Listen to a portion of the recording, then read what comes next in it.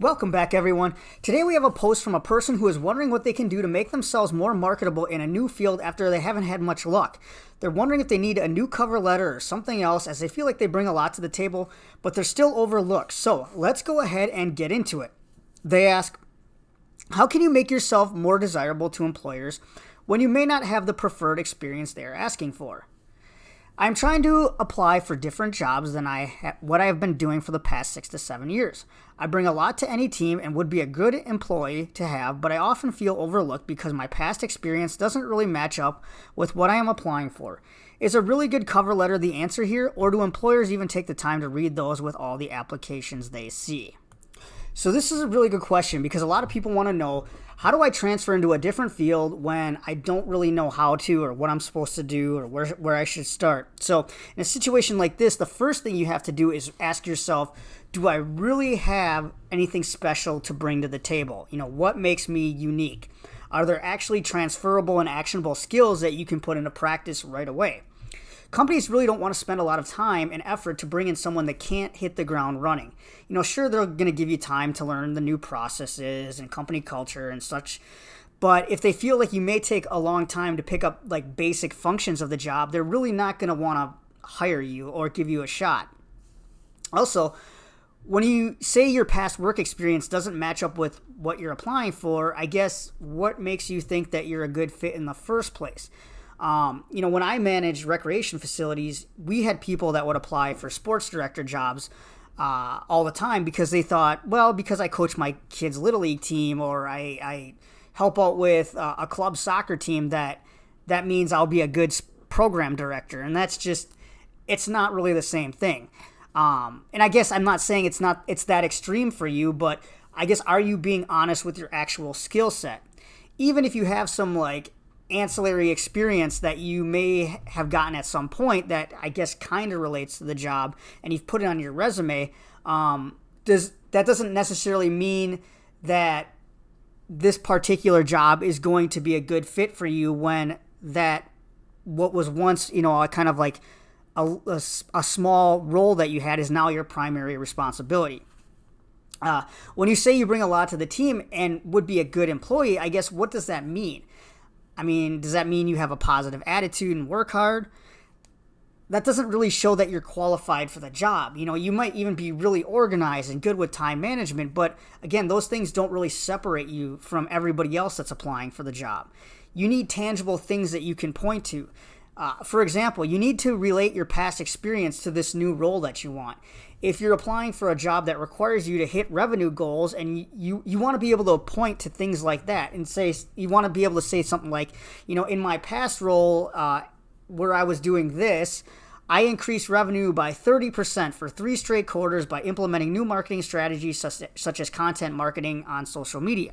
Something like that is tangible. It's something that they can, think about, when they're looking for that, when they're considering candidates. Okay, we're in a similar boat and this person was able to do that, so they may be a really good fit. If they can't see why your past experience makes you a good fit for the role, it won't matter what you bring to the table. Plus, you have to remember that you're also going to need to outshine people who may have a ton of experience in that field already. So you have to ask yourself, what X factor do I bring that others don't? Have you had experience switching careers and had success? Have you accomplished things that others couldn't in, say, a difficult time that you can point to and, talk about? Another thing to consider is, what have you done to learn about this new field that you're looking into? I'm not really sure if you have any experience related to the field, but is there something that you've done on your own, like researching trends, learning the jargon of that industry so you can kind of talk the talk? This is going to be really important. And it's something I learned because when I switched careers to a brand new field, I lucked out by not using kind of phrases or talking points in the interview process, which I would later find out were actually like immediate no's.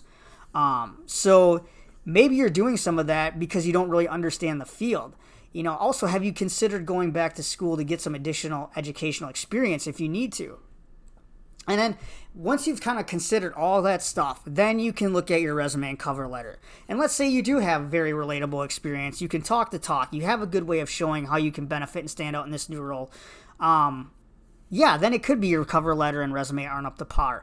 You have to ask yourself, is my resume sloppy? Is it easy to read? Is it too wordy? Is it 1 to 2 pages max? Does it use action words with tangible accomplishments? Does it use keywords that could be filtered out? Or is it missing keywords from is it missing a keyword that an applicant tracking system is scanning for?